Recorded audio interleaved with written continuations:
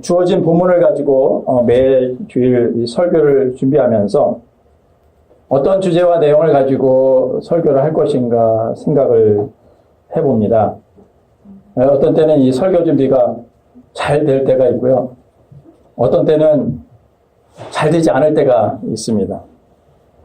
무엇을 전해야 될지 잘 이렇게 마음에 생각이 떠오르지 않고 주제가 잘 잡히지 않으면 그냥 그렇게 시간이 지나가죠. 이번 주가 그랬던 것 같아요. 되게 수요일 날 되면 대략 무슨 말씀을 전해야 될까 큰 주제는 잡았어야 되는데 수요 저녁 때가 되도록 무슨 말을 전해야 될지 이게 잘 잡히지 않았습니다. 근데 지난 그 수요일 날 수요 예배 때 저희 저녁 예배 때 우리 그 신자회장님이 히브리서 7장의 그 말씀을 설교했어요. 우리 예수님은 아론의 반차를 따른 제사장이 아니고 멜기세덱의 반차를 따라오신 영원한 대제사장이 되신다라는 그런 말씀의 내용이었습니다.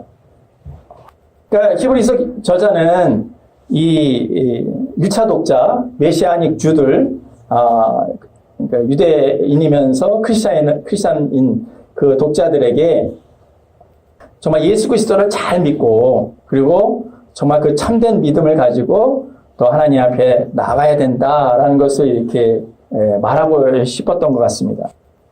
왜냐하면 그 당시 유대인들은 예수님을 믿게 되면 온갖 박해와 시험을 당하게 되었죠. 오늘날도 유대인들은 예수님을 믿게 되면 이스라엘에서 어떻게 해요? 이렇게 핍박을 받게 됩니다. 우리 미리암 우리 시부님도 유대인이시죠. 그래서 사실은 유대인으로서 예수님을 믿고 살아간다는 것이 이렇게 쉬운 일이 아닙니다. 그러니까 그 당시에 유대인들은 예수님을 영접하고 예수님을 믿는 그 믿음으로 살아갔음에도 불구하고 온갖 어려움과 핍박과 시험이 오게 되니까 다시 유대교로 돌아가고자 하는 그런 움직임이 있었던 것 같아요.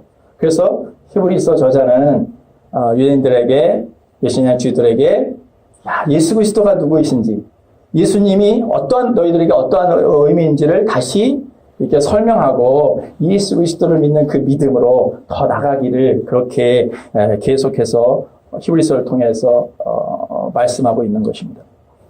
그래서 우리 신자회장님 히브리서 저자가 이 메시아닉 주의들에게 하고자 하는 그 의도, 그 의도처럼 오늘날에도 우리가 예수님을 영접하고 예수님을 따라 살지만 예수님이 정말 나에게 어떠한 분이신가, 나에게 어떠한 의미를 주는 분이고 그분은 어떠한 분이신가를 정확하게 알고 우리가 실제 삶에서도 그렇게 살아야 된다. 라는 그러한 요지의 말씀을 나눴죠. 제가 설교를 듣고 나서 예수 그리스도가 우리들에게 정말 어떤 의미인가, 그거를 좀 전해야 되지 않겠나 그런 마음이 들었어요. 그래서 오늘 그 말씀을 해보기를 합니다. 오늘 그 누가복음 복음 말씀은 누가복음 20장 9절에서 19절로 그 포도원 농부의 비유예요. 그러니까 근데 이 비유가 있기 전에 바로 배경이 되는 그 전에 그 본문을 보면 예수님께서 성전에서 이 천국 복음을 가르치시고 그리고 그 복음을 전할 때 대제사장과 서기관들과 장로들이 예수님의 그 가르침을 듣죠. 근데 그들이 예수님에게 질문해요. 당신이 무슨 권세가 있기에 이렇게 말을 하느냐? 너에게 이렇게 말을 하는 그 권세를 누가 너에게 줬느냐라고 이렇게 약간 따지듯이 이렇게 말하는 장면이 있습니다. 그러고 나서 예수님께서 이 포도원 농부의 비유를 이렇게 드셨어요. 그러니까 포도원 주인이 있습니다. 그런데 그 농부들에게 세를 주고 맡기고 그리고 타국을 떠나요. 그래서 이제 소출이 날 때 그 소출을 받기 위해서 한 농부를 보냈는데 포도원 농부들이 어떻게 해요? 때리고 아주 모욕하고 빈손으로 보냈다. 오늘 누가복음에는 그렇게 말하지만 다른 복음서에서는 때리고 이렇게 뭐 죽이기까지 했다라고 그렇게 얘기를 하죠. 그래서 포도원 주인이 또 다른 종을 또 보내요. 그런데 마찬가지로 때리고 모욕하고 또 보내고, 그 다음에 또 세 번째로 또 종을 보냈는데 또 마찬가지로 포도원 농부들이 그를 때리고 그리고 모욕하고 그리고 몸까지 상하게 하면서 다시 보냅니다. 그래서 이 포도원 농부가 이렇게 생각을 해보는 거죠. 야, 어떻게 하면 그들이 그 나의 마음을 알고 그 생각을 알까 하고 생각해보니까 자기의 아들을 보내면 그 아들을 존대해 주겠지라고 생각을 하고 아들을 보내요. 그랬더니 그들이 어떻게 하냐 하면 이 사람은 포도원 주인의 아들이 아니냐. 만약 이 아들을 죽이면 이 포도원의 모든 이 재산이 자기들 것이 되겠다. 라고 해서 모의를 해가지고 포도원 밖으로 내쫓았고 거기서 죽여버립니다. 그러면 이 포도원 주인이 그런 사실을 알았을 때 어떻게 하겠느냐, 이 농부들을 대체 어떻게 하겠느냐라고 반문하시면서 그들을 진멸하고 포도원을 다른 사람에게 맡기지 않겠느냐라고 그렇게 말씀을 하시죠. 그러면서 뭐라고 하시냐면 너희들은 건축자의 버린 돌이 모퉁이의 머릿돌이 되었다라는 그 말씀을 듣지 못했느냐라고 이렇게 반문을 합니다. 여기서 이 포도원 주인은 하나님을 의미하고 포도원은 이스라엘을, 그리고 포도원 농부는 이스라엘의 지도자들을 의미하고요. 그 다음에 주인이 보낸 종들은 선지자들을 의미하고요. 그 다음에 그 포도원 주인의 아들은 예수님을 이렇게 상징을 합니다. 그러니까 그렇게 보냈음에도 불구하고 그들이 그 예수님, 그 아들을 죽이기까지 했다라고 그렇게 말씀하시면서 너희들이 마지막 때에 심판 때에 서지 않겠느냐라고 그렇게 비유로 말씀하고 있는 것입니다. 그러니까 이 포도원의 비유는 우리 유대 그 지도자들의 안에 그리고 우리들 안에 있는 약한 본성, 근본적인 이 죄의 본성을 이렇게 다루고 있습니다. 그래서 19절에 보면 서기관들과 대제사장들이 이 비유가 자신을 가리켜 하시는 말씀인 줄 알고 당장 예수를 잡고자 할 방법을 모색을 했다라고 그렇게 기록이 되어 있습니다. 여러분, 우리들 또한 정말 예수님이 어떠한 분이신지를 잘 알고 믿어야 되는 그 이유는 이것이 우리들이 영원한 생명을 얻게 될 것이냐 아니면 영원한 심판 내에 설 것이냐 죽음 가운데 이를 것이냐 하는 그런 문제이기 때문에 그렇습니다. 그러니까 예수님이 누구이신지, 그러니까 예수님은 나에게 어떤 의미이신지는 대제사장들과 서기관들과 바리새인들, 유대 지도자들에게만 해당되는 질문이 아니라 오늘날 우리가 크리스찬으로서 예수님을 주로 고백하는 우리들에게도 동일하게 해당되는 질문이라는 것이죠.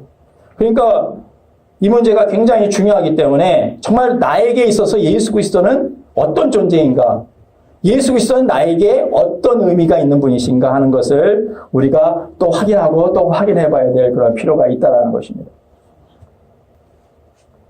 예수님께서 예수님의 제자들에게 이러한 질문을 동일하게 하셨죠. 마태복음 16장에 보면 예수님께서 가이사랴 빌립보라는 그러한 지방으로 예수님의 제자들을 데리고 그렇게 가셔요. 거기서 이 세상 사람들이, 여기 있는 사람들이 나를 누구라 하느냐 이렇게 제자들에게 질문을 하죠. 그랬더니 예수님께 질문을 하니까 제자들이 뭐라고 하냐면 더러는 세례 요한이라고 합니다. 더러는 엘리야라고 합니다. 더러는 예레미야라고 합니다. 또 다른 사람들은 선지자 중에 한 명이라고 말합니다. 그랬더니 예수님께서 뭐라고 하시냐면 제자들에게 그러면 너희는 나를 누구라 하느냐라고 질문을 하시죠. 그랬더니 누가 나서죠? 베드로가 나서서 주는 그리스도시요 살아계신 하나님의 아들이시니이다 라고 그렇게 고백을 하죠. 근데 그런 고백을 하니까 예수님께서 뭐라고 하냐면 바요나 시몬아 내가 참 복이 있다. 네가 이렇게 고백한 것은 혈과 육이 아니라 하나님의 내 아버지가 되신 하나님이 시다. 그 고백을 한 게 그렇게 말씀을 하시면서 내가 이 반석 위에 너는 베드로인데 이 반석 위에 내 교회를 내가 세울 것이다. 음부의 권세가 이제 더 이상 해할 수가 없다라고 말씀을 하시죠. 예수님께서 제자들에게 왜 이런 질문을 하셨을까? 너희는 나를 누구라 하느냐? 라는 질문을 왜 하셨을까? 이런 질문을 이렇게 생각을 해보면 예수님이 그리스도가 되시는 것, 하나님의 아들이시라는 것을 분명하게 알기를 원하셨기 때문이다. 그러니까 사도 베드로가 주는 그리스도시요 살아계신 하나님의 아들이라고 고백을 했지만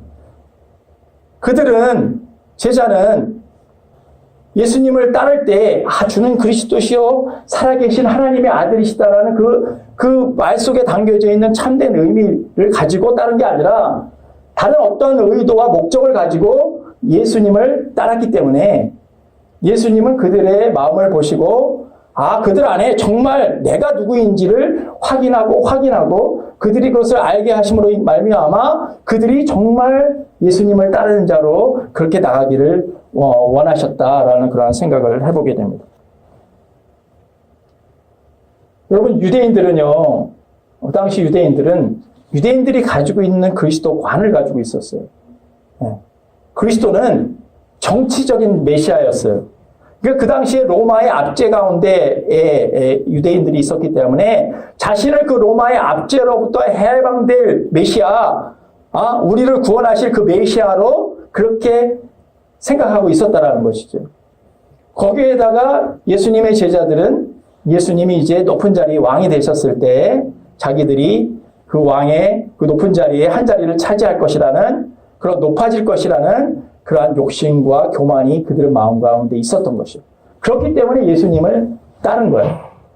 정말 예수님이 주는 그리스도시요 살아계신 하나님의 아들이라고 베드로가 고백하지만 그 말씀 안에 담겨져 있는 참 의미를 깨달았기 때문에 따른 게 아니라는 사실을 우리는 제자들의 삶을 통해서 또 알게 됩니다. 오늘날도 똑같은 질문을 해볼 수 있어요. 우리는 무엇 때문에 예수님을 따르는가? 그리고 예수님은 나에게 어떤 의미인가? 우리가 교회를 다니는데 많은 사람들이 크리스찬으로라고 해서 주일 성수를 해요. 그리고 가끔씩 또 주일 예배도 참석을 합니다. 그런데 참되게 정말 예수님이 그리스도가 되시고 참된 하나님의 아들이 되신다라는 그런 믿음을 가지고 신앙생활을 하시는 건지 아니면 내 자녀의 어떤 것을 위해서 나의 성공을 위해서 나의 유익을 위해서 나의 만족을 위해서 어떤 내가 하는 그 기도의 그것을 성취하기 위해서 이루기 위해서 또 여러 가지 다양한 목적을 가지고 교회에 다닐 수 있다라는 거예요. 예수님께서 제자들에게 질문하셨듯이 오늘 여러분들에게 예수님은 너희는 도대체 나를 누구라고 생각하느냐? 너에게 나는 어떤 의미냐라고 물어보신다면 여러분은 어떤 고백을 하시겠습니까? 해보세요. 지금 예수님이 여러분 한 사람 한 사람에게 질문했어요. 도대체 너는 나에게 무슨 의미니? 너는 나를 누구라고 하느냐라고 물어보신다면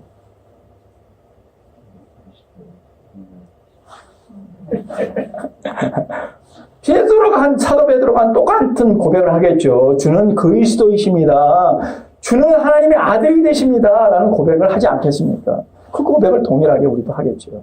그렇다면 우리가 그런 고백을 한다고 그런다면 그리스도가 참 무슨 의미인지 하나님의 아들이 되시라는 그 의미가 무엇인지를 우리가 정확히 알고 고백을 해야 되겠다. 그런 생각을 하게 되었어요.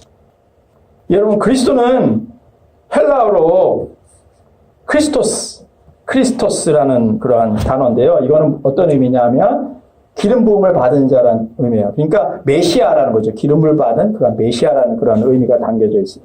근데 그 의미 속에 담겨져 있는 그 원 의미는 뭐냐 하면 죄로부터 구원할 자라는 그런 의미예요.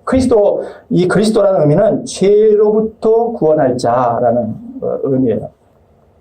그러니까 마태복음 1장 21절에 보면 아들을 낳으리니 이름을 예수라 하라.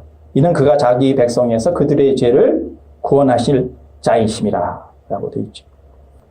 여러분, 죄는 몇 주 전에 제가 창세기 3장 5절의 말씀을 인용을 하면서 죄란 창세기 5장 3장 5절 하나님과 같이 되고자 하는 마음이 죄다라고 얘기를 했어요.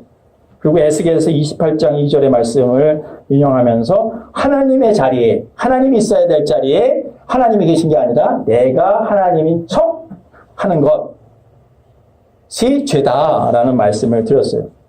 그러니까 죄로부터 구원되었다라는 것, 내가 주는 그리스도시라고 고백하는 그 고백 속에서는 내가 정말 우상을 섬기던 자가 내가 이제 내 그 하나님의 자리에 내가 앉아 있질 않고 하나님이 그 자리에 앉은 원래 그 자리로 그렇게 돌이키는 거죠. 예. 그러면서 어떻게 해요? 내가 하나님 노릇하지 않고 내가 주인 노릇하지 않고 하나님이 나의 주인이십니다. 나의 주님이 나의 구원자가 되십니다. 라는 그 고백이 그 안에 담겨져 있다는 거예요. 그러니까 내가 내 마음대로 내 인생이 주인이 되어서 내가 내 마음대로 살고 있다면 예수님이 그리스도가 되신 게 아니죠. 예수 그리스도가 그리스도라는 고백은 내 삶의 내가 주인이 아니라 주님이 나의 주인이 되시고 주관자가 되신다라는 그런 의미가 그 신앙 고백 속에 들어가 있다는 것입니다.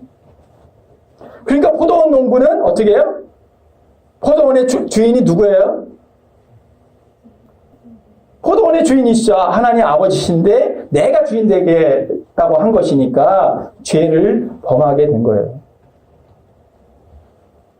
사랑하는 여러분, 여러분에게 예수님이 그리스도이십니까? 아멘이신가요? 네. 그런데 크리스천들도 정말 예수님 믿고 예수님이 나의 그리스도가 되십니다라고 고백을 하지만 우리 실제 삶에서 보면 예수님이 주인이 되어야 되는데 내가 주인 되어서 내 마음대로 살아가는 것이 얼마나 많은지 몰라요. 그렇죠? 하루하루의 삶을 보면 정말 예수님이 주인 되셔서 예수님의 제시를 따고 그분의 음성을 따고 그분의 말씀대로 따라서 살아야 되는데 내 마음대로 내 식대로 살아가는 경우가 참으로 많다라는 것입니다. 여러분, 우리가 세례를 받았을 때 제가 자주 얘기하지만 우리는 예수님이 십자가에서 죽으셨을 때 우리 또한 우리의 예자, 우리의 성품은 십자가에서 죽었다고 선포하죠. 그것을 우리가 출애굽기에서 자기 부인이다라고 얘기하죠. 그리고 내가 예수 그리스도 안에서 이제 새로운 사람으로, 새로운 피조물로, 새로운 존재로 나는 태어났습니다라고 우리가 세례를 받을 때 다 고백하고 하나님께 이제 그렇게 살겠다고 결단을 했어요. 그런데 우리들의 신앙생활을 보면 그렇지 않을 때도 참으로 많다는 것을 고백하게 됩니다.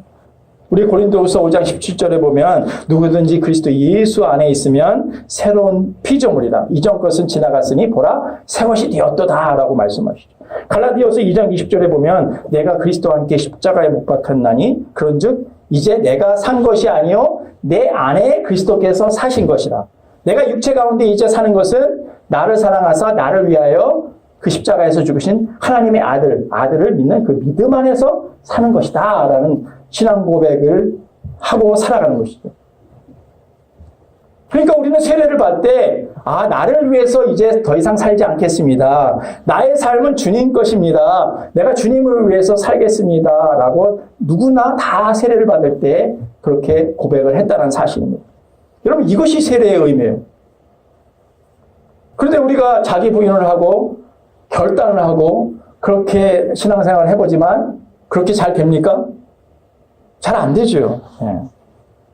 그렇기 때문에 예수님이 제자들에게 너는 나를 누구라 하느냐라는 그 질문의 요지는 너의 인생 가운데 네가 주인 돼서 살 경우가 많을 거야. 많은 사람들이 너를 자꾸 네가 높아지기를 원하고 그렇게 너는 그런 마음을 가지고 제 가운데 살게 될 거야. 그렇지만 기억해.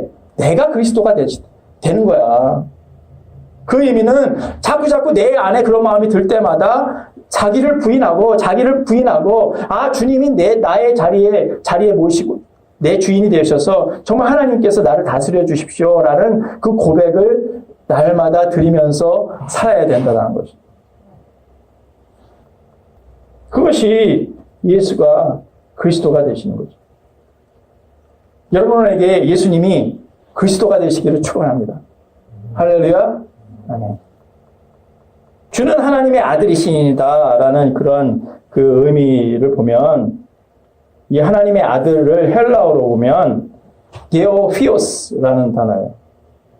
그리고 라틴어로 보면 디비필리우스라는 단어예요. 그러니까 이 하나님의 아들이라는 이 호칭은 예수님 당시에 로마 황제에게만 불렀던 호칭이에요. 그러니까 만약에 하나님의 아들 로마 황제가 그 당시에 옥타비아누스였거든요. 옥타비아누스. 이 황제에게 옥타비아누스에게 하나님의 아들이라는 호칭이 불려졌어요. 근데 만약 하나님의 아들을 다른 사람에게 불려진다면 그 사람은 대역죄로 바로 죽임을 당하게 되어 있어요. 그 상황이 그랬어요. 그만큼 하나님의 아들이라는 이 표현은 굉장히 존귀한 것이고 굉장한 그러한 그 권위와 어떻게 말하면 절대적인 그런 이름이었어요. 함부로 부를 수 없는 그런 이름이었어요. 근데 사도 베드로가 주는 그리스도시요 하나님의 아들이십니다 라고 고백을 한 거예요. 주는 그리스도십니다까지는 됐는데 하나님의 아들이십니다 라고 고백을 한 거는 그 당시에로 보면 어떻게 해요? 로마 황제에게만 불려지는 호칭이었다고요. 그러니까 그 호칭을 예수님께 부르면 사도 베드로는 어떻게 돼요? 베드로는 죽임을 당할 수 있는 거예요. 그러니까 집에 돌아와서 얼떨게 고백을 했는데 주는 그리스도시요 살아계신 하나님의 아들입니다 라고 고백을 했는데 집에 돌아와가지고 곰곰이 생각해보니까 두려움이 막 몰려와요. 야야 이거 큰일 났다 이거 내가 잘못 말했다. 내가 미쳤지. 내가 정말 미쳤지. 내가 왜 이런 얘기를 그냥 마음에 없는 말을 했지? 이거 큰일 났네. 이거 어떡하냐? 뭐 이렇게 하지는 않았지만 그런 마음이 있지 않았을까. 그 당시의 상황을 보면 만약에 어떤 사람에게 하나님의 아들이라고 호칭을 했다면 그는 죽임을 당하게 되어 있는 상황이에요. 그러니까 내가 주는 하나님의 아들이십니다라고 고백하는 것은 그 마음속에는 예수님은 로마의 황제처럼 나에게 왕이 되시는 그런 분이십니다. 나의 목숨까지도 하나님 앞에 드릴 수 있는 그런 분이십니다라는 그 신앙 고백이 그 속에 담겨져 있다는 거예요. 그렇기 때문에 우리에게 예수님은 그리스도가 되시고 하나님의 아들이 되시는 거예요. 그러니까 어떻게 해요? 하나님의 아들이니까 로마 황제만큼 그 이상으로 귀하시고 존귀한 분이시니까 그러니까 예수님이 어떻게 해요? 나에게 오직 예수가 되는 거죠. 예수 외에 다른 이름이 없는 게 되는 것이죠. 그런 고백이 우리들에게 있는 것이죠. 여러분 오늘 서신 성경 말씀은 빌립보서 3장 17절 14절에 있는 내용인데 이거는 여러분들이 너무나도 잘 알고 있는 내용이에요. 사도 바울이 부활하신 예수님을 만나고 나서 구약에서 얘기하고 있는 메시아 그리스도 그분이 예수님이시구나. 확실하게 예수님이 그리스도심이라는 것을 깨달아 알게 됐어요. 그리고 구약에서 말하는 그 그리스도가 하나님의 아들이신데 그분이 바로 예수님이시구나 라는 것을 깨달아 알게 되었어요. 그러니까 사도 바울에게는 예수님은 정말 그리스도가 되신 거예요. 정말 참된 하나님의 아들이 되신 거예요. 그러니까 어떻게 해요?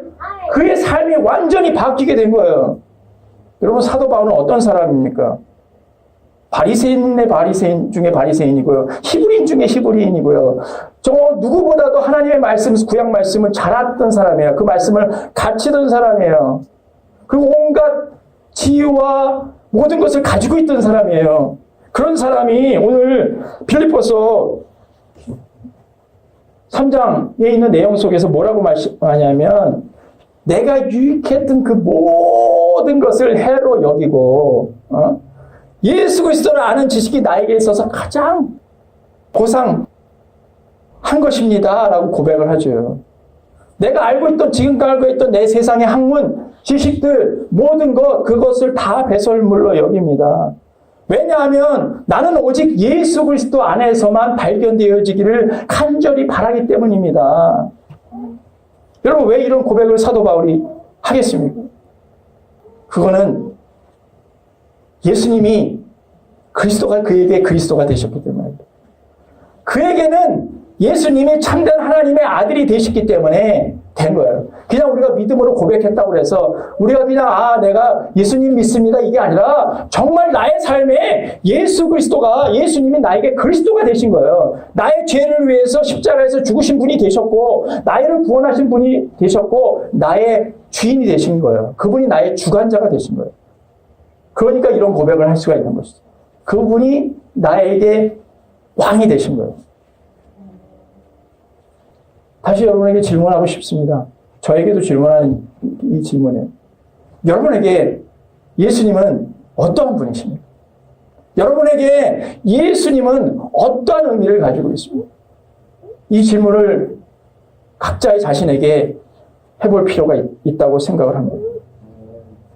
우리는 예수님을 믿고 예수님을 따라 산다고 하지만 우리는 온갖 죄와 유혹과 시험 가운데 있어서 계속 나를 높이고자 하는 마음, 으뜸이 되고자 하는 마음, 가지고자 하는 마음, 높아지고자 하는 마음, 이 마음이 끊임없이 우리를 계속해서 우리를 예수님의 마음, 주님의 마음이 아니라 이 세상의 가치와 이 세상의 마음으로 우리를 그렇게 하려고 하기 때문에 그렇습니다.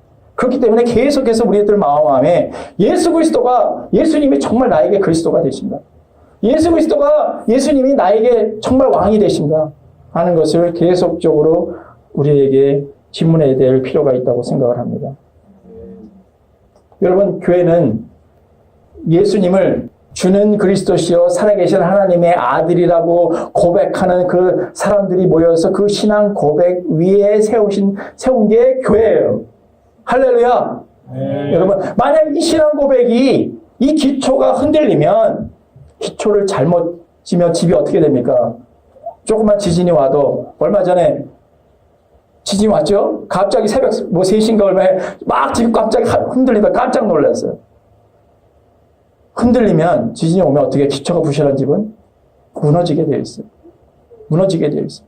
그러니까 만약 교회가 이 신앙 고백 위에 주는 그리스도시요 살아계신 하나님의 아들이라는 이 신앙 고백 위에 바로 세워져 있다면 그 교회는 튼튼한 기초 위에 건강한 교회로 세워질 거예요. 근데 만약 그렇지 못하고 그 고백이 흔들리고 믿음이 흔들리면 그 교회는 언제든지 무너질 수 있다는 것을 오늘 우리에게 말씀하고 계시고 예수님께서 우리들에게 동일한 제자들에게 하셨던 동일한 질문을 우리에게 하고 계시다.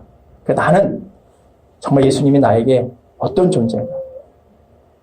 예수님은 나에게 정말 어떤 의미인가라는 것을 날마다 새기면서 정말 주님을 믿는 그 참믿음으로, 참된 믿음으로 우리가 믿음의 경주를 하면서 하나님께 나아가야 돼요. 여러분, 우리 교회 이 디사이플스 교회가 그런 신앙 교배에 위해서 세워지고 그런 신앙 교배에서 계속 주님을 위해서 섬긴다고 한다면 이 교회는 작지만 튼튼한 교회, 건강한 교회로 세워질 줄 믿습니다. 그런 여러분이 되시기를 예수님의 이름으로 축원합니다.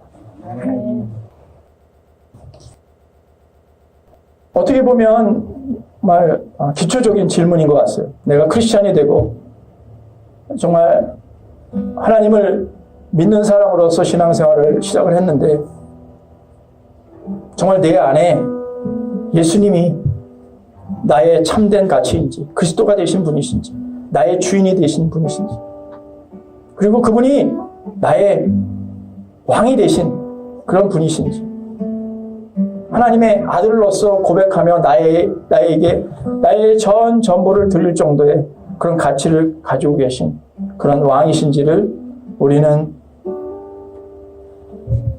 날마다 정말 믿음으로 다시 나가야 될 줄 믿습니다.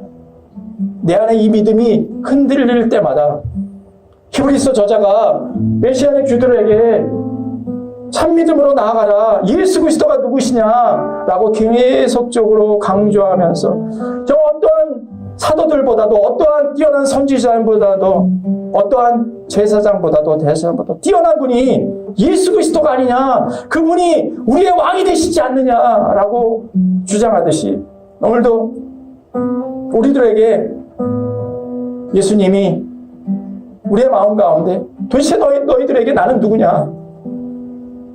너희들에게 만족을 주기 위해 너의 어떤 세상적인 어떤 기도를 위해서 있는 사람이냐? 아니면 너의 참된 구원자이냐? 너의 죄를 죽을 수밖에 없었던 그 죄를 사한 그런 구원자가 되시냐라는 것을 우리에게 질문하고 계십니다. 여러분 우리 이 디사이플스 이 교회는 정말 이 신앙 고백 하에 세워진 교회라고 믿습니다. 정말 이 교회 위에 더 건강한 교회로 튼튼한 교회로 세워질 줄 믿습니다. 여러분 한 사람 한 사람 우리 안에 이 신앙 고백을 다시 확인하고 다시 주가 주는 그리스도시요 살아계신 하나님의 아들이십니다 라는 그 고백을 우리가 날마다 드리며 정말 주님을 붙잡고 그 믿음 붙잡고 그렇고 정말 주님께로 달려가는 우리가 모두가 되기를 원합니다. 이 시간 우리가 이 마음으로 함께 기도했으면 좋겠습니다. 주님, 내가 다시 주님을 붙잡습니다. 아버지, 주님이 그리스도이심을 고백합니다. 주님이 하늘의 아들이 되심을 고백합니다. 아버지 하나님, 이 고백을 우리 같이 드리겠습니다. 기도합니다. 하나님 아버지,